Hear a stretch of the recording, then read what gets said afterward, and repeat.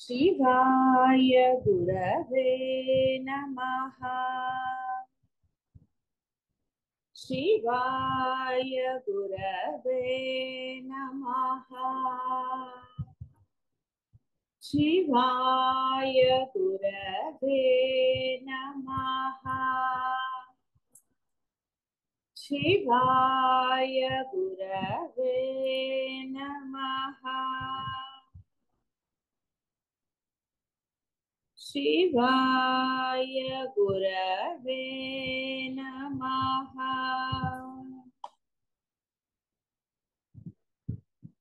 शिवाय गुरवे नमः। शिवाय गुरवे नमः। शिवाय गुरवे नमः।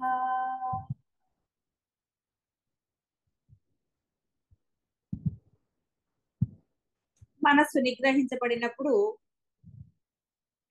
అది ఏకాగ్రమైన బుద్ధి కలిగినప్పుడు మాత్రమే ఈ జీవాత్మ అనేది బ్రహ్మమందు ఐక్యం పొందుతుంది. ఏకాగ్ర బుద్ధి అంటే ఆ నిశ్చయ బుద్ధి లేనప్పుడు మాత్రమే విభాగాలు ఉంటాయి. నేను పరబ్రహ్మ ఇంకోటి ఇంకోటి. నేను ఉన్నది అంటే అనేకం ఉన్నాయి. ఇక వాడికి చెప్పేది ఏమీ లేదు. వాడు ఎన్ని బోధలు విన్నా ఎన్ని చదివినా అంటే ఇలా ఎన్ని పారాయణలు కానివ్వండి ఏదైనా సరే అవన్నీ కూడా కేవలం భాషా వేదాంతం లాగా ఉండిపోతాయి తప్ప వాడికి అసలైన ఆ యొక్క మోక్షమో ముక్తో జీవ బ్రహ్మైక్యాన్ని కాబట్టి అర్థం పరాకాష్ఠ అయిన పరమ పురుషుని యందు ప్రతిష్ఠింపజేయాలి.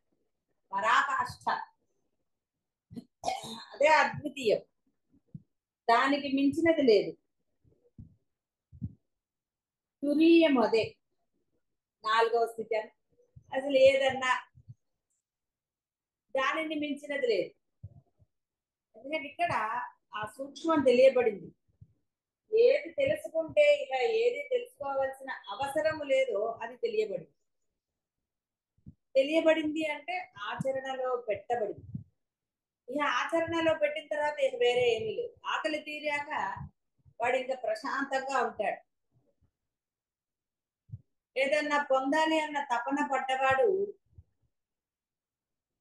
కాసేపే తృప్తి వాడికి, మళ్ళీ వెంటనే అలా ఇలా అని అనుకుంటాడు. బాహ్య ప్రపంచం ఒకటి ఒక ఆకలి మాత్రమే అమ్మాయి అంటాడు, ఇంక ఇప్పుడు ఏం అక్కర్లేదు అంటాడు, మళ్ళీ ఆకలేసాడు. ఇలా బాహ్య ప్రపంచంలో వివిధాలుగా ఉంటుంది. తృప్తి అనేది ఎక్కడా ఉండదు. అది మీ అందరికీ తెలిసిన విషయం. ఎవరు చిన్నపిల్లలు కాదు కదా, తృప్తి అనేదే ఉండదు. ఇంకా మరలా అని రకరకాలు బాహ్య ప్రపంచంలో చెప్పటం కూడా కష్టమే. కానీ ఏ విషయం అందు వాడికి తృప్తి ఉండదు. నిజంగా తృప్తి కలిగితే వాడు పరమాత్మ ఎందుకు ప్రతిష్ఠుడై ఉంటాడు. తృప్తి లేని వాడే ఇంకా బాహ్య ప్రపంచంలో తిరుగుతారు. ఏమో అంటారు, ఇది అంటారు అదంటారు, ఇక రకరకాలు చెప్ప కదా, బాధ్యతలు అంటారు, లేకపోతే ఇంకా ఏదో ఇలా రకరకాలు. దానికి అంతు పొంతు ఉండదు, కల్పించుకుంటూ ఉంటారు. తర్వాత ఇదే వాస్తవం అని అంటారు ఇంకపై. ఎందుకంటే సమర్థింపు, వాడి మోహాన్ని వాడు సమర్థించుకుంటూ ఉంటాడు. కాబట్టి నేను ఇంకా సంపాదించాలి, ఇంకా దాచుకోవాలి, ఇంకా వాళ్ళని ఉద్ధరించాలి, ఇలా రకరకాలు. ఒకటే అని చెప్పడానికి ఉండదు. నిజంగా తృప్తి పొందినవాడు, ఇక చాలు అనుకున్నవాడు,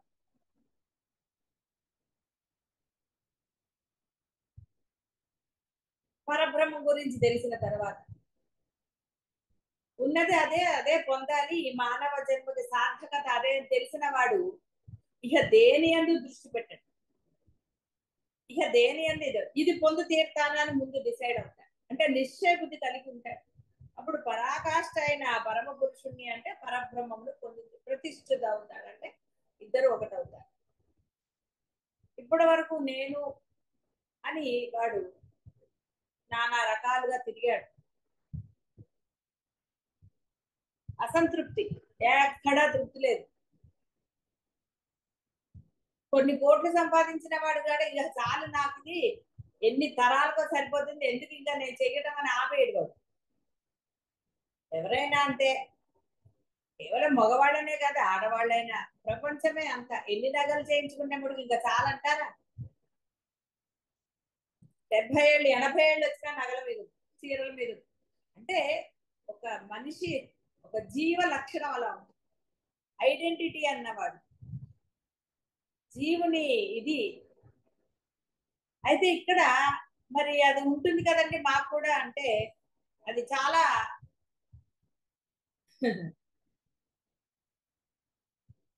భయంకరమైన మాట. ఎందుకంటే మీ అందరికీ పరబ్రహ్మం తెలియబడినది. తెలియని వాడు ఎలా ఉన్నాడో అది అనవసరం వాడి గురించి. మీకు తెలియబడింది. తెలియబడిన తరువాత కూడా ఇంకా బాహ్య ప్రపంచంలో తృప్తి లేదు అనటం ఎంతవరకు సమంజసం ఆలోచించుకోవాలి. తెలియని వాడి గురించి మీరు సమర్థించు, అంటే మిమ్మల్ని మీరు సమర్థించుకుంటే అంతా చెప్పినట్టుగా బూడిదలో పోసిన పన్నీరే. ఇంత విని చదువుకుంటూ పారాయణలు చేస్తూ, దేనికి పారాయణలు ఆలోచించుకోండి. మీకు మీరు ఎవరి కోసం చేస్తున్నారు పారాయణలు? ఆచరణలో లేని బోధ, పారాయణ ఏదైనా వృధానా కాదా అనేది మీలో కలగాలి. ఆ బుద్ధి అనేది, ఆ మార్పు మీలో కలగాలి. ఆ మార్పు మీలో కలగనంత వరకు అలా పారాయణలు ఉంటూనే ఉంటాయి. బోధ ఉంటుందని నేను చెప్పను. బోధ అనేది గురువు, పారాయణలు మీ ఇష్టం. కాబట్టి అది ఉండవచ్చుగా. క్లాసులు పెట్టుకుంటున్నారు, మీరందరూ చదువుతున్నారు పుస్తకాలు, అందరూ అటెండ్ అవ్వరు, ఏదో అలా జరుగుతూ ఉంటుంది. పారాయణలు కూడా అందరు చేస్తారా? ఒక రోజు చేస్తారు, ఒక రోజు చెయ్యరు. 4 రోజులు ఎగ్గొడతారు ఏవో పనులు.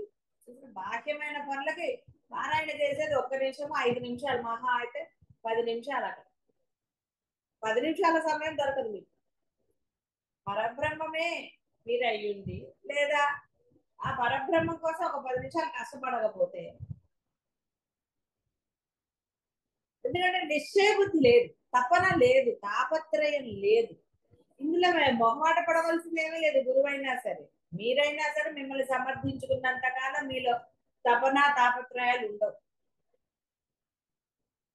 ఈ సమయానికి అక్కడికి చేరాలి ఒక డెస్టినేషన్ అన్నప్పుడు, దానిని బట్టి కొన్ని ఒక నడకనే తీసుకుంటే మీరు ఆ నడకని స్పీడ్గా నడవటమా ఎలా అనేది మీరు అంచనా వేసుకోగలరు. ఎందుకంటే సమయం మించిపోతే తర్వాత లాభం లేదు. ఇప్పుడు ఇంటర్వ్యూలు అనండి, బాహ్య ప్రపంచంలో ఏదైనా సరే ఆ సమయానికి చేరడానికి ఎంత ఆతృత పడతారు, అంటే ఒక టెన్షన్ పడతారు, వెళ్ళిపోవాలి, ముందుగా చేరాలి అక్కడికి అని. ఆ ఉద్యోగమో ఏదో ఒకటి మీకు వస్తుందని నమ్మకము, అవన్నీ తర్వాత విషయాలు, అవన్నీ లేవు మీకు. అయినా సరే ఆ సమయానికి వెళ్ళిపోవాలి. ఫ్లైట్ వెళ్ళిపోతుందన్నా, లేకపోతే బస్సు వెళ్ళిపోతుందన్నా, వెళ్ళాలి అనుకున్నవాడు వెళ్ళి తీరుతాడు, లేదు అనుకున్నవాడు కూర్చుంటాడు. ఇది అంతే. అరే జీవితం అయిపోతుంది, ఎప్పుడు అయిపోతుందో తెలియదు. ఇంకా సమయం ఇస్తున్నాడు పరమాత్మ ఎంతో కరుణామూర్తిగా. బ్రహ్మాన్ని తెలియజెప్పిన తర్వాత కూడా పరిస్థితులను సానుకూలం చేస్తూ ఎంతో సమయాన్ని ఇస్తున్నాడు. కానీ సమయం గడిచిపోతారు. లేదంటే సరే బస్సులు వస్తున్నాయి పోతున్నాయి, ఫ్లైట్లు వస్తున్నాయి పోతున్నాయి, కానీ ఏది ఎక్కటం లేదు. అక్కడే తాత్సారం చేస్తున్నారు, ఇటు అటు పరుగెడుతున్నాడు, తర్వాత తర్వాత అంటున్నాడు.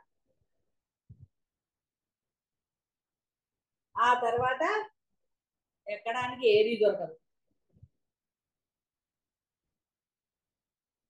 కాబట్టి ఇది ఆ నిశ్చయ బుద్ధి కలిగే వరకు ఇవన్నీ కూడా వృధానే.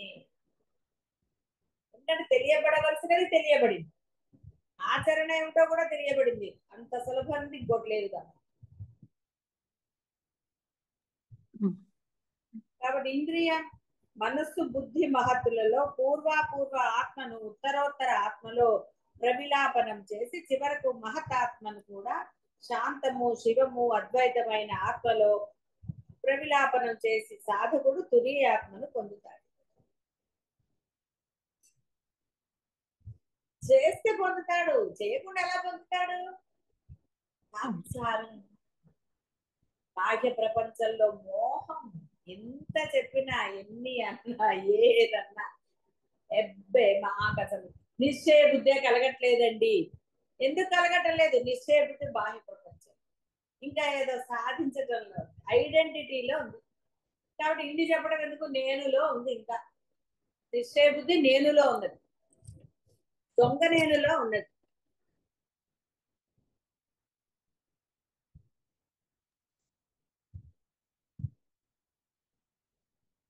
స్థూలము వ్యాప్యము బాహ్యమైన ఇంద్రియాదులలో ఎక్కువ సూక్ష్మత, ఎక్కువ విశాలత మరియు ఎక్కువ ఆంతరికతలను దర్శిస్తూ పరమపురుషుడైన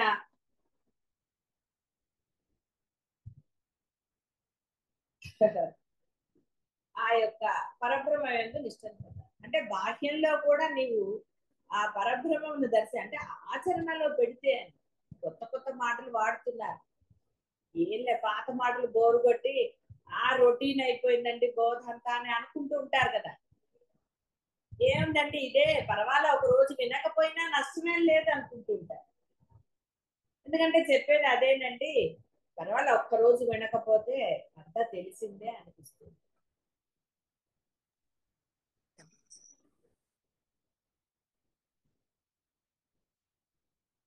బోర్ కొట్టేసి విని విని బోర్ కొట్టేసి. ఎందుకు బోర్ కొడుతుందంటే ఆచరణలో పెట్టవలసి వస్తుందని బోర్ కొడుతుంది. పిల్లలకి చూడండి, చదివి చదివి బోర్ కొడుతుంది అంటాడు. వాడు చదివేది ఒక గంటే, మళ్ళీ రోజు స్కూల్కి వెళ్తాడు, సిన్సియర్ గానే వెళ్తాడు పాపం, ఎంజాయ్ చేయాలి కదా. ఇంట్లో ఉంటే తిడతారని స్కూల్కి వెళ్తాడు వాడు. ఇది అలాగే ఉంది, ఏదో బోధ వినేద్దాంలే, వాడు వెళ్తాడు వస్తాడు, పరీక్షల్లో ఏం రాస్తాడు అన్నది తర్వాత. ఇది అంతే, బోధలు జరుగుతున్నాయి, పారాయణలు ఏదోగా జరుగుతుంది. నిజంగా తాపత్రయంతో నిశ్చయ బుద్ధితో ఒక్క పారాయణ ఎన్ని చేస్తున్నారు, ఎన్ని చదువుతున్నారు, చాలు ఒక్కటి పట్టుకుంటే తరించు. ఆచరణ ఆచరణ.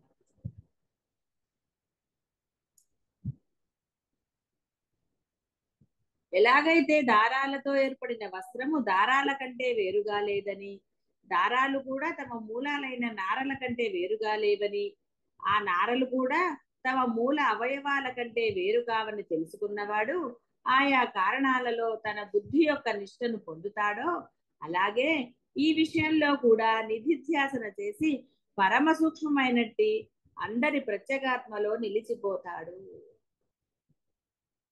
కాబట్టి మూలాన్ని, ఇవన్నీ కేవలం ఏదో బోధ అలా అలా ఏదంటే ఇది కదా, పుస్తకం పేరు మారినప్పుడల్లా కొన్ని కొత్త వర్డ్స్ మీకు తెలుస్తున్నాయి అంతే. ఇప్పుడు ఇక్కడ బోధలో జరిగే అన్ని అద్వైత గ్రంథాలే,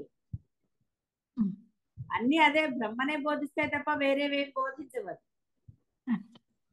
కాబట్టి ఎటు తిప్పి అటు తిప్పినా, మీరు అనుకున్నా మనసులో అనుకున్నా, మీరు అనుకున్నా, అటు తిప్పి ఇటు తిప్పి ఇదే చెప్తారండి, మమ్మల్ని ఏదో అంటారండి అని మీరు అనుకున్నా తప్పదు. ఎందుకంటే బోధ అయిపోయింది. ఇప్పుడు చూడండి, స్కూల్లో గబగబా సిలబస్ అంతా చెప్పేస్తారు, 10th క్లాస్ ఇంటర్ వాళ్ళకి వీళ్ళకి. ఇక అప్పటి నుంచి వాడు రుబ్బుడే రుబ్బుడు, అంటే చెప్పిందే చెప్తాడు, రాసిందే రాయిస్తాడు, అన్ని చేస్తుంటాడు. ఎందుకు? వీడికేమో మంచి మార్కులు వస్తాయని. మీరు డబ్బులు కట్టేది కూడా అందుకే కదా, లక్షలు కట్టేది ఎందుకు? అందుకే వాడికి ర్యాంక్ రావాలి, వాడు పాస్ అవ్వాలి. ఇలా ఏదో లక్షలు ఎందుకు కడుతున్నారండి? పనులకు కడుతున్నారా? లేదమ్మా, అందుకే లక్షలు కట్టట్లేదు. ఆ లక్షలు కట్టే బదులు ఒక్కసారి ఆలోచించి పిల్లవాడి కెపాసిటీ ఏంటి, వాడి ఇష్టం ఏంటి, ఏమిటా అని వాడితో ఒకసారి కూర్చుని సామరస్యంగా మాట్లాడి చేసుకుంటే, మీ అందరికీ సామరస్యంగా అన్ని మాట్లాడిన ఇవన్నీ ముందర మీ కోరికలు తీర్చి బాహ్య ప్రపంచంలో మీకు పరబ్రహ్మని తెలియజెప్పారు. ముందరే ఠాట్ టూట్ అనలేదు కదా. లేదు. కష్ట సుఖాలు తెలుసుకుని ఆ కష్టాల నుంచి మిమ్మల్ని బయటికి తీసుకొచ్చి మీ మనసు ప్రశాంతత చేసి ఇన్ని జరిగాయి. రకరకాల కష్టాలు అన్ని తీర్చారు. బ్రహ్మం ఏది ఎవరిని ఇది చేయలే. మీకు ఏది బెస్ట్ అదే చేశాడు ఆయన. కొంతమంది కొంత సమయం పట్టవచ్చు. ఎందుకు పట్టిందంటే అది వాళ్ళ మనసు నిశ్చయం కలగలేదు. గురువు యందు పూర్ణ విశ్వాసం, బ్రహ్మం యందు కలగలేదు కాబట్టి కొంత సమయం. కానీ ఆ పూర్ణత్వం రాకపోయినా సరైన సమయంలో మీ అందరి యొక్క బాహ్యమైన కోరికలు తీరాయి. ఏమీ సందేహం లేదు అందులో. మీకు పూర్ణత్వం వచ్చిందని తీరలేదు అవన్నీ. ఇక ఆప్షన్ లేదు అనుకున్నారు. సరే ఏదేది అనుకున్నా బ్రహ్మత్వం పొందకముందే మీ కోరికలన్నీ తీరాయి. ఇప్పుడు వేరే ఏం లేవు అసలు. ఏవో చిన్నపిల్లలు ఉన్న వాళ్ళకు కూడా ఉండక్కర్లేదు అనేదే కొట్టుపోయేలాగా చెప్పటమే. అందుకని ఇక్కడ చెప్పేది అంతా అదే ఉంటుంది. మీరు ఏ గ్రంథం పట్టుకొచ్చినా అద్వైతమే చెప్పబడుతుంది. ఆ అద్వైతంలో అదే చెప్పబడుతుంది. బ్రహ్మ ఒక్కడే, ఒక్కటి గురించే కదండి. ఎన్ని చెప్పినా ఇటు తిప్పి అటు తిప్పి చెప్పినా, ఒక మనిషి గురించి మీరు చెప్తే ఏం చెప్తారండి? ఎటు తిప్పి అటు తిప్పినా అవే చెప్తారు. పొట్టిగా ఉన్నాడు, లావుగా ఉన్నాడు అంటే ఎప్పుడు అదే ఉంటుంది. ఏదో సన్నపడితే చెప్పలేం కానీ ఇలా రకరకాలు ఏముంటుందండి ఒకళ్ళ గురించి. ఆ బ్రహ్మం గురించి ఎంత చెప్పినా తనివి తీరదు, అందులో సందేహం లేదు. వినేవాడికి ఎంత చెప్పినా తనివి తీరదు కదా. ఇష్టమైన వాడి గురించి ఎన్ని చెప్పినా, మనవడి గురించి మనవరాల గురించి అనండి కదా, ఎంత చెప్పినా బాగానే ఉంటుంది. అదే ఇష్టం లేని మనవడి గురించి చెప్తే ఇక జాలే అంటారు. అందుకని బ్రహ్మమును గురించి ఆసక్తి, ఆతృత, తపన ఉండాలి. ఉంటే నిశ్చయబుద్ధి కలుగుతుంది. అవి లేవనుకోండి ఏం వింటాను లేదు, రోజు ఇదే కదా. ఒక రోజు వినకపోతే సరే వెళ్ళిపోదాంలే వాటికి, మనం మన పనులు చేసుకోవచ్చులే అనుకుంటా. వింటూ పనులు చేసుకుందాం అంటారు. నేను చాయిస్ ఇచ్చింది కేవలం ఏదో చిన్నపిల్లలు ఉన్న వాళ్ళకి, వాళ్ళు స్కూల్కి వెళ్ళాలి అన్నప్పుడు తల్లిగా ఆవిడ ధర్మం చెయ్యాలి కాబట్టి వింటూ చెయ్యండి, తర్వాత శ్రద్ధగా వినండి అని చెప్తాను. అలా చెయ్యరు కదా. ఎందుకంటే శ్రద్ధ దేని మీద ఉన్నదో, తపన తాపత్రయాలు దేని మీద ఉన్నాయో అది ఇంట్రెస్టింగ్ గా. కానీ బాహ్య వస్తువుల్లో పదే పదే ఏమి ఉంటదండి, బోర్ కొడుతూనే ఉంటుంది మధ్య మధ్యలో. అందుకే ఆఫీసులకు శని ఆదివారాలు సెలవులు ఇస్తాడు. ఎందుకంటే ఇప్పుడు సాఫ్ట్వేర్ వాడు 2 రోజులు ఎందుకు ఇచ్చాడు? వారం రోజులు వాడు బుర్ర తింటాడు కాబట్టి 2 రోజులు వాడు రిలాక్స్ అవుతాడు. అప్పుడు మళ్ళీ సోమవారం నుంచి వాడు బుర్రగా నచ్చాడు. అయితే 2 రోజులు ఎందుకంటే ఇంతకుముందు గవర్నమెంట్ ఆఫీసులో ఒక రోజే సెలవు ఆగా. కానీ సాఫ్ట్వేర్ వాడు బుర్ర వేడెక్కిపోతుందని 2 రోజులు ఇచ్చారు. టెన్షన్ కదా అట్లా. ఇదా రకరకాల. అంటే మూలం తెలుసుకున్న వాడికి అంతా అదే అని తెలుసుకున్నవాడు అంటే ఇక్కడ మీ అందరూ తెలుసుకున్న వాళ్ళే, అందులో సందేహం. తెలుసుకుని నిశ్చయ బుద్ధి పొందాలి. అవును అది కదా అని అన్న అప్పుడు వాడు పరబ్రహ్మం అవుతాడు.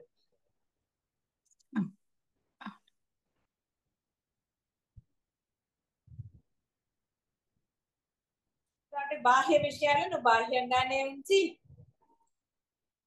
నిశ్చల బుద్ధి నిశ్చయ బుద్ధి కలిగిన వాడికి ఆ పరబ్రహ్మంగా అవటానికి ఆయన చెప్పినట్టుగా జనక మహారాజు ఇటు కాలు తీసి అటు పెట్టే లోపల దొరుకుతుంది. కానీ బాహ్య విషయాలు తానుగా నేను నీ వాడు ఆ తాపత్రయం పోలేదు. నేను తాపత్రయం నశించలేదు, నేనుతో మోహాన్ని నశించలేదు. అంటే ఆ నేను ఉందనే అర్థం. ఇంకా నేనునే వాడు చాలా గట్టిగా పట్టుకున్నాడు. వాడే పట్టుకున్నాడు, ఎవరు పట్టుకోమనలేదు. ఏ పరిస్థితుల్లో కారణం కాదు. బాగా గుర్తుపెట్టుకోండి. ఏమిటి చిన్నపిల్లలు ఉన్నారు లేకపోతే ఇంకోటి ఏదో ఉంది, మీరు చెప్తున్న కహానీలన్నీ కేవలం మీ సమర్థింపులు మాత్రం. కృష్ణ పరమాత్మ కూడా అదే చెప్పాడు. ఒరే అనవసరంగా చెప్పకు అని చెప్పాడు అర్జునుడు. చెప్పి ప్రగల్భాలు పలక్కన్నాడు ఆయన చక్కగా డైరెక్ట్ గానే. మరి యుద్ధానికి వచ్చేటప్పుడు తెలియదు అవతల వాళ్ళు ఎవరెవరో తెలుసు. రాయబారానికి వెళ్ళాడు, కృష్ణుడిని అడిగాడు, అంతా సంసిద్ధమైంది. యుద్ధ భూమిలో కూడా వెళ్ళి అప్పుడు అయ్యో వీళ్ళు చనిపోతారు వాళ్ళు చనిపోతారంటే చక్కగా తిట్టాడు ఆయన. ప్రగల్భాలు పలకు నువ్వు ఇవేమిట్రా చేసేది. అవన్నీ ఎప్పుడు ఉండాలంటే యుద్ధానికి రాకముందు ఉండాలి. ఈ రాజ్యాలు అక్కర్లేదని వెళ్ళిపోవచ్చు కదా. కృష్ణుడి దగ్గరికి వెళ్ళటం ఎందుకు, అంత ఆయత్తం చేసి అన్ని చేసి యుద్ధ భూమిలోకి వెళ్ళి అప్పుడు ఎందుకు ప్రగల్భాలు. ఇది అంతే. మిమ్మల్ని కూడా ఎందుకు కోపడాల్సి వస్తుంది ప్రగల్భాలు పలుకుతుంటే. కాదండి ఇంకా అది చేయాలి, ఇంకా ఇది చేయాలి, ఇంకా ఎంత సంపాదించాలి, ఇంకా ఏదో చేయాలి, ఇలా రకరకాలుగా అంటున్నారు కదా మరి సమర్థింపులు. అవన్నీ ప్రగల్భాలే. కృష్ణుడి మాటలు అయితే ప్రగల్భాలే. అది నిజం పడితే మీకు అసలు ఏవీ లేవు, హాయిగా ఉన్నారు అందరు. ఇంకా దేంతో పని లేదు మీకు. మీకు వచ్చేది మీకు వస్తుందని తెలుసు. దాని ఎక్కడ పోతుందండి మీదన్నది. గట్టి పరకైనా సరే మీ దగ్గరికి వస్తుంది. ఇది కూడా తెలుసు. తెలియని పరమ సత్యం ఏమీ లేదు మీకు. ఎందుకంటే రహస్యంగా ఏమీ దాచలేదు, అన్ని ఓపెన్ గానే ఉన్నాయి. కానీ ఏం చేస్తాం, అన్ని ఉన్నాయండి చక్కగా తినడానికి. పంచభక్ష ప్రమాణాలు ఉన్నాయి. అన్ని వదిలేసి నాకు పచ్చగా కావాలంటే ఏమంటారండి.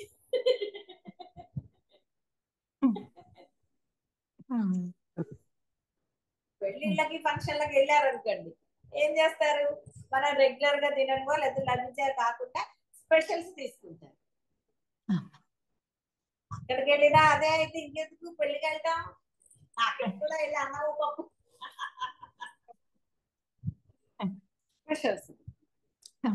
కానీ ఇక్కడ స్పెషల్ అయినా బ్రహ్మ లభించాడు, అది స్వీకరించకుండా రొటీన్ గా ఏడ్చేవో మొత్తుకునేవో టెన్షన్లు పడేవో బాహ్య విషయాలు దేనికండి. మీరు ఎంత ఇస్తే ఎవరు సంతోషిస్తారండి. ఎవరికైనా తృప్తి, మీ పిల్లలకైనా సరే తల్లిదండ్రులు ఎవరికైనా, మనిషికి ఇందాకే తెలుసుకున్నాను, తృప్తి అనేది వాడికి ఎప్పుడూ ఉండదు. మీరు ఎంత అన్నా ఇవ్వండి ఏదో ఒకటి అంటారు. మీకే తృప్తి లేదన్నప్పుడు అవతల వాడి సంగతి ఏమిటండి. మీకు తృప్తి ఉన్నదా, అది బాగా ఆలోచించండి. మీకే తృప్తి లేదు, మీకు తృప్తి లేక వాడు ఎంత ఇచ్చానంటే ఆయన ఇంకా అడుగుతున్నాడు, అందుకని చెప్పి నేనేదో సంపాదించాలి లేదా నేను ఇంకేదో చేయాలి ఇంకేదో అంటున్నాడు. అన్ని అబద్ధాలే. వాడి సంగతి నీకెందుకు, నువ్వు ముందు నీ సంగతి చూసుకో. నీకే తృప్తి లేదు.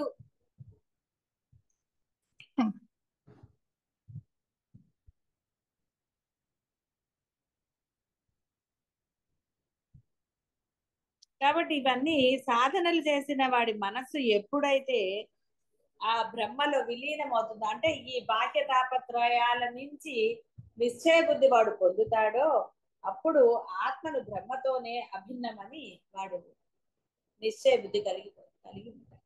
ముందు బాహ్యం నశించేదన్న నిశ్చయ బుద్ధి కలగాలి వాడు. ఈ నేను అనేది దొంగది అనేది వాడికి బాగా నిశ్చయ బుద్ధి కలగాలి. ఎందుకంటే అది కలిగితే కానీ ఇక్కడ కాదు. ఎట్లీస్ట్ పోనీ దాన్ని వదిలేసి ముందు ఇందులో నిశ్చయ బుద్ధి ఏర్పడితే, ఎందుకంటే ఇప్పుడు అనుభవం కలిగింది మీ అందరికి, ఉన్నది బ్రహ్మమే అని నిశ్చయంగా తెలిసింది, అసలు సందేహమే లేదు. చేసేవాడని అనక్కర్లా, మీరందరూ సాధన చేసిన వాళ్ళే, నిశ్చయ బుద్ధి కలిగిన వాళ్ళే. కానీ అక్కడ ఉంచకుండా పక్కకి వెళ్ళారు. చెప్ప గోడ మీద పిల్లిలాగా ఉన్నారు. ప్రవచనాలు వినేటప్పుడు ఇటు దూకుతున్నారు. భాషా వేదాంతుల్లాగా మీరు మాట్లాడాల్సి వచ్చినప్పుడు ఇటు దూకుతున్నారు. ఆ కాసేపే, ఆ తర్వాత అంతా అటే దూకుతున్నారు. గోడ మీద కూడా లేరు ఇప్పుడు ప్రస్తుతానికి, పక్కే ఉన్నారు. అవసరమైనప్పుడు హై జంప్ చేస్తున్నారు ఇటు, అంతే. ఎందుకంటే అది తేలిక, కాసేపేగా ఇక్కడ ఉండేది. పారాయణలప్పుడు మీరు చదువుకునేటప్పుడు కాసేపే ఉంటున్నారు. ఇక్కడ ఎవరితో మాట్లాడేటప్పుడు డైలాగులు అంటే అవసరార్థం మాత్రమే. మిగతా సమయం అంతా నేనుతోనే వ్యవహారం. ఆ నేను వ్యవహారం మానలేదు కదా. ఇక్కడి నుంచి కదలను కాక పిల్లలు చూడండి, మొండిగా వాడు అక్కడే కింద పడి ఏడుస్తూ ఉంటాడు, నాకు అది కావాలి అని. పట్టించుకోకపోతే లేచి వస్తాడు, అది తర్వాత విషయం. ఇప్పుడు మీరేం చేస్తున్నారంటే అవసరం వచ్చినప్పుడు ఇటు దూకుతున్నారు, మళ్ళీ అటే వెళ్తున్నారు. అక్కడ నిశ్చయం అంటే నిశ్చలంగా ఎక్కడున్నారు, నేనుతో ఉన్నారు అంతే. బాహ్యంలో నిశ్చలంగా ఉన్నారు, ఏదో వదలడానికి ఇష్టపడతలేదు. ఇంకా ఇంకా ఇంకా ఏదో ఆ దేహం గురించి. ఏమిటండి ఆ దేహం గురించి, అది ఎప్పుడు నశిస్తుందో కూడా తెలియదు. నశించిన క్షణాన్ని కొంతసేపటి నుంచి అది కంపు కొడుతూనే ఉంది. ఎవరు ఉంచుకోరు. ఎంత ప్రేమ ఉన్న వాళ్ళైనా, ఎంత ఇది ఉన్న వాళ్ళైనా, ఏది ఉన్న వాళ్ళైనా దాన్ని ఉంచుకోరు అక్కడ. ఉంచుకోరు. ఎప్పుడెప్పుడు బయటికి పంపించేద్దామా అని చూస్తారు. అయినా సరే అదే దేహం గురించి తాపత్రయం. ఆ దేహంతో ఏవో పనులు చేయాలని, ఈ దేహాన్ని నలుగురు గుర్తించాలని తాపత్రయం. దానికోసం నానా తిప్పలు. ఈ దేహాన్ని గుర్తించి అవతల వాడు గుర్తించాలి. దేహము అంటే ఆ నేనును గుర్తించడానికి ఎన్ని రకాల అవస్థలండి. ఎన్ని అవస్థలైనా పడతాడు వాడు. అప్పులు చేస్తాడు, అన్ని చేస్తాడు. అప్పుడు ఆ నేను గురించి వాడు చెయ్యని ఇదంటూ ఉండదు. గుర్తింపు కోసం అసలు ఎందుకురా అన్ని అసలైనది ఏమిటో, నువ్వు అసలైన వాడు ఏమిటో నువ్వు తెలుసుకుంటే ఏ తాపత్రయం అక్కర్లేదురా. నీకు కావాల్సిన గుర్తింపో ఇంకోటో ఏదైనా సరే అవన్నీ ఎలా జరగాలో బ్రహ్మ నేర్చుకుంటాడు. రాజముద్ర ఉందనుకోండి, వాడికి ఎక్కడికి వెళ్ళినా ఎదురుండదు, హాయిగా ఉంటాడు వాడు. అంతమంది చూడండి, రాజముద్రకి వేసేవాడు వాడు అది పుచ్చుకుని ఐడెంటిటీ కార్డు ఉంటుంది కదా, అది పుచ్చుకుని తిరిగిన వాడికి ఏం గొడవ ఉండదు. ఆఫీస్ లో వాడు ఎక్కడికైనా తిరగదు. అందుకే కదా మూర్ఖ పిల్లనే మనకి జోకులు ఉంటాయి. వాడు అది వేసుకుంటే హాయిగా ఉంటుంది. బయట పనుకోసారి పోలీసు వాడని వాడికి రాసి ఉంటుంది కదా, ఐడెంటిటీ ఉన్న వాడికి కొన్ని పనులు జరిగిపోతాయి. బాహ్య ప్రపంచంలో అన్ని జరగవు కొన్ని, కానీ బ్రహ్మముద్ర ఉన్న వాడికి ఏం కావాలండి, ఆ ముద్ర కోసం ప్రయత్నం చెయ్యండి అని చెప్పినా ఏమిటో ఈ నశించే ముద్రల గురించి రిటైర్ అయిపోయాడు ఎవడండి పట్టించుకునేది. ఇలా రకరకాలు, ఇవన్నీ తెలియని సత్యాలు కాదు, ఇవన్నీ తెలిసిన పరమ సత్యాలు. అయినా నేను గుర్తించాలి, గౌరవించాలి, రెస్పెక్ట్ ఇవ్వాలి, మర్యాద ఇవ్వాలి. ఎన్నండి, ఎన్ని లేచింది మొదలు. నన్ను గుర్తించరా, నేను పెద్ద, నేను చిన్న అంటాడు. నువ్వు పెద్దవాడికి నీకు ఇస్తే చిన్నవాడిని నన్ను చూడరా అంటాడు. ఇలా రకరకాల. కాబట్టి ఇహ లీనమైన తర్వాత నిగ్రహించడానికి మనస్సు ఎక్కడుంది, ఇహ వాసనలు ఎక్కడున్నాయి, ఏమీ లేవు. ఇంకా నీకు నిశ్చయ బుద్ధి కలిగిన తర్వాత ఇంకేమున్నాయండి, ఏమీ లేవు. ఎన్నిసార్లు చెప్పినా మళ్ళీ అదే చెప్పటమే. నిశ్చయ బుద్ధి కలిగిన తర్వాత మీరేమి ఉద్యోగాలు మానక్కర్లేదు, తినటం మానక్కర్లేదు, నగలేసుకోవటం మానక్కర్లేదు, షికార్లు మానక్కర్లేదు, ఏది మానక్కర్లేదు అసలు. కానీ ఒక భయం, అవన్నీ మానాల్సి వస్తుందేమో, గురువు గారు వెళ్ళి అక్కడ కూర్చున్నారు అరుణాచలంలో, మేము కూడా అక్కడే కూర్చోవాలేమో అని మొన్న చెప్పుకున్నాం కదా, అరుణాచలంలో ఏం తోస్తుందండి అని. బాహ్య ప్రపంచంలో ఇష్టం కాబట్టే అరుణాచలం రావాలి అంటే 1,00,000 ఆలోచిస్తారు. ఎందుకంటే అసలు ముందు బ్రహ్మం అంటే తెలిస్తే కదా ఆ యొక్క ఇది. రావాల్సిన అవసరం ఏం లేదండి. అరుణాచలం వస్తేనే మీకు మోక్షం అని చెప్పటం లేదు నేను. మోక్షం ఎక్కడున్నా దొరుకుతుంది, ముందు నీకు నిశ్చయ బుద్ధి కలగాలి. ఆ పరబ్రహ్మం ఇచ్చిన అవకాశాన్ని నువ్వు సద్వినియోగం చేసుకోగలగాలి. కాబట్టి నువ్వు నిశ్చయ బుద్ధి పొందు, మిగతాది ఆయన చూసుకుంటాడు. దీనికి సత్సంగం రావడానికని ఎన్నిసార్లు మీ అందరికి అనుభవాలు ఉన్నాయి. వెళ్ళాలని మీరు నిశ్చయించుకున్న తర్వాత అన్ని చక్కగా జరిగేవి, మీరు రాగలిగారు. అయ్యో ఎలా వస్తానని మీరు బాహ్య ప్రపంచం చూసినప్పుడు రాగలిగారుగా, ఎలా రాగలుగుతారు?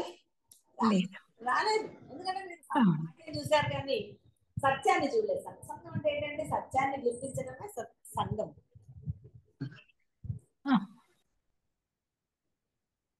ఒక దగ్గరికి వెళ్ళాలంటే ఇంట్లోంచి బయలుదేరాలి కదా.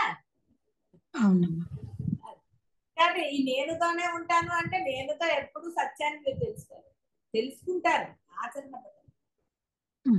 ఇక్కడ అర్థం ఆచరణ పెట్టలేరు అంటే అర్థం నిశ్చయ బుద్ధి చేసుకున్నప్పుడు ఈ ఆచరణ ఏముంది. మీరు నేనుతో ఆచరణ, నేను అనుకున్నంతకాలం అక్కడే ఉంటారు. ఎప్పుడైతే నేనుని ఆ దొంగని తీసి నిశ్చయంగా ఎస్ బ్రహ్మను నేను, అహం బ్రహ్మ అస్మి అని నిశ్చయం చేసుకుంటారో అప్పుడు కదా అన్ని ఆగిపోతాయి. దొంగనేనుతో ఎంత చేసినా అంతే, దొంగనేనుతో మీరు తెలుసుకుంటారు అంతే.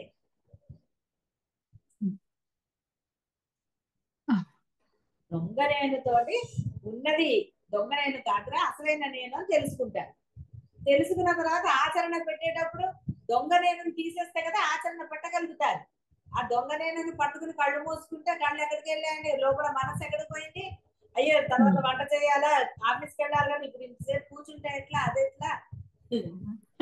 వేరే అంటే తూకం వేసుకుంటారు కదా, ఉన్నాయా లేదా ఏంటి, నష్ట లాభాలన్నీ ఎప్పుడండి సత్యం దగ్గరికి వచ్చేసరికి లాభ నష్టాలు. బాహ్య ప్రపంచంలో లాభ నష్టాలు బేరీజ్ వేస్తారు చాలా తక్కువ. మీకు ఇష్టమైంది అనుకోండి లాభ నష్టాల లెక్క రాదు. ఇష్టం లేనప్పుడు బాహ్య ప్రపంచంలో కూడా మీకు ఇష్టం లేనప్పుడు లాభ నష్టాలు బేరీజ్ వేస్తారు, సందేహం ఏం లేదు.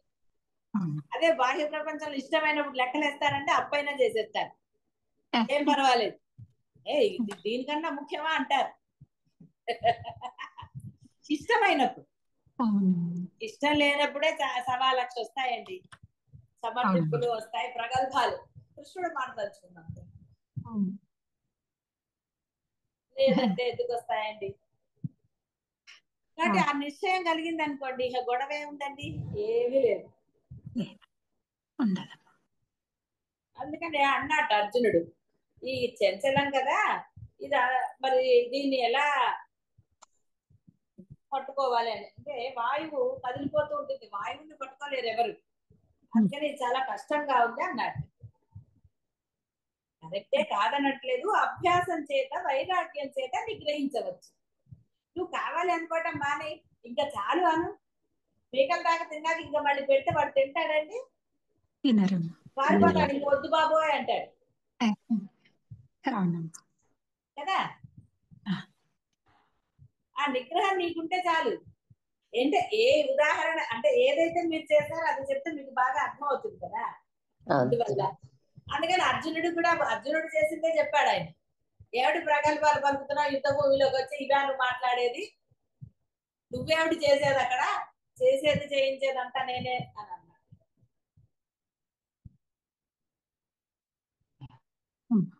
ఇక్కడ కరెక్టే, కానీ ఆ యొక్క సాధన చెయ్యి, వైరాగ్యం తెచ్చుకో, ఇక చాలు నాకు, వచ్చేది వస్తుంది కదా అని చాలు అనకు, నిజంగా చాలు అనుకో, ఆ వైరాగ్యం పెట్టుకో.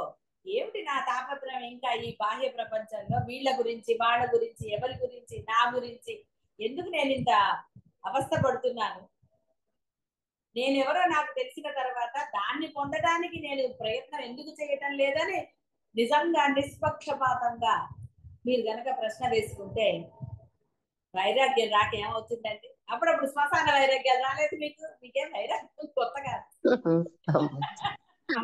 చాలా సార్లు చాలా విషయాల్లో, కేవలం ఎవరో పోయినప్పుడే కాదండి, బాహ్య విషయాలు ఎన్నిసార్లు రాలేదు మీకు వైరాగ్యం, చాలా సార్లు వచ్చింది పుట్టిన తర్వాత. కాబట్టి వైరాగ్యం మీకేం కొత్త కాదు, నిలకడ లేదంతే వైరాగ్యంలో, సాధన లేక.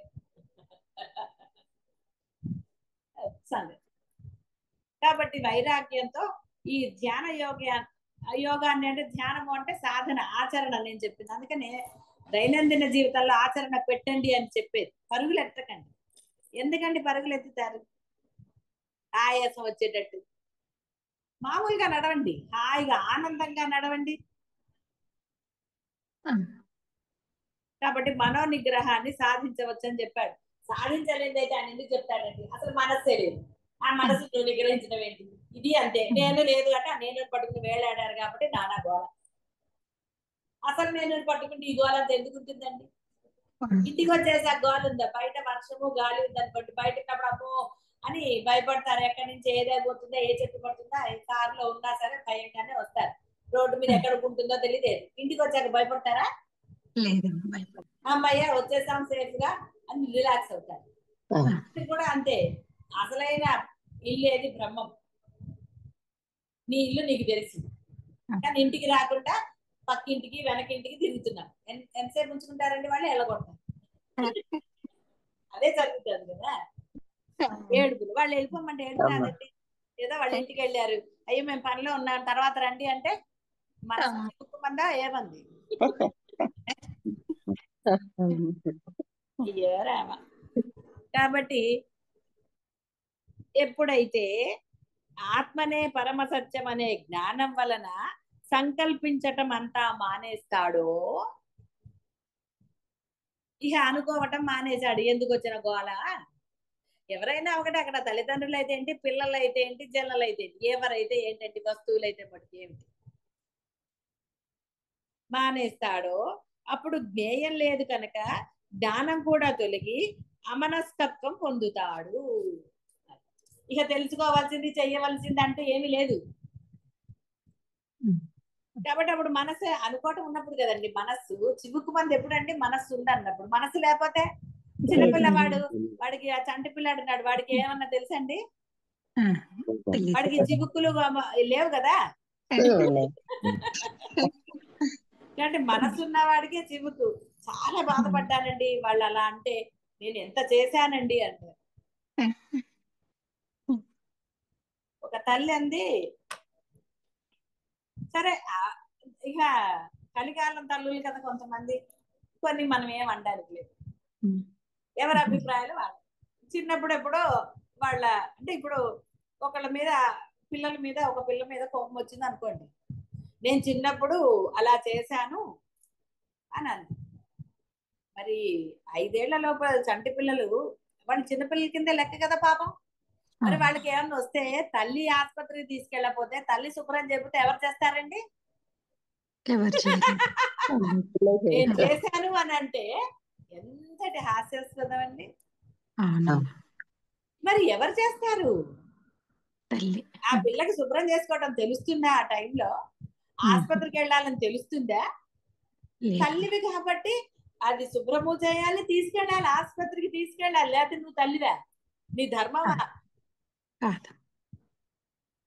మాట్లాడకుండా కూర్చోడు. సరే చిట్కా వైద్యాలు ఏదో ఒకటైతే చెయ్యాలిగా. ఇప్పుడు నువ్వు ఆ పిల్ల మీద కోపమో, ఇంకోటి మీద కోపమో ఏదో పెట్టుకుని టాక్ నేను చేశాను చిన్నప్పుడు అంటే ఎంతటి ఇదండి. కాబట్టి ఇవన్నీ ఎందుకంటే ఈ బాహ్యంలో అవన్నీ ఇలాగే ఉంటాయి. చేస్తే చేసామంటారు, చేయకపోతే ఎందుకు చేయాలి అంటారు. రెండు మాటలు బాగా. కాబట్టి ఇక్కడ మీకు ఇప్పుడు మీ ధర్మము బ్రహ్మంలో స్థిరంగా ఉండటమే. ఆ ధర్మంలో మీరు లేరు కాబట్టి, అధర్మం ఉంది కాబట్టి, అధర్మం ఉన్నప్పుడే కదా బాధలు కలుగుతాయి. మీ ధర్మాన్ని మీరు ఆచరిస్తే, అంటే జీవుడి ధర్మం ఏమిటో మీకు తెలిసిన తర్వాత ఆ యొక్క ధర్మాన్ని ఆచరించకుండా వేరే ధర్మాలు, అధర్మాన్ని చేసిన పరధర్మం భయావహ చేశారు కాబట్టి. కానీ లేదండి మాకేమీ ఇది లేదండి, అధర్మమైనా మేము ఆనందంగానే ఉన్నాము అంటే నేను చెప్పేది అంటే మీ యొక్క అసలైన ధర్మం బ్రహ్మధర్మం అంటే అర్థం ఏ ధర్మము లేదు, నిశ్చయంగా నిశ్చింతంగా తృప్తిగా ఉండటం.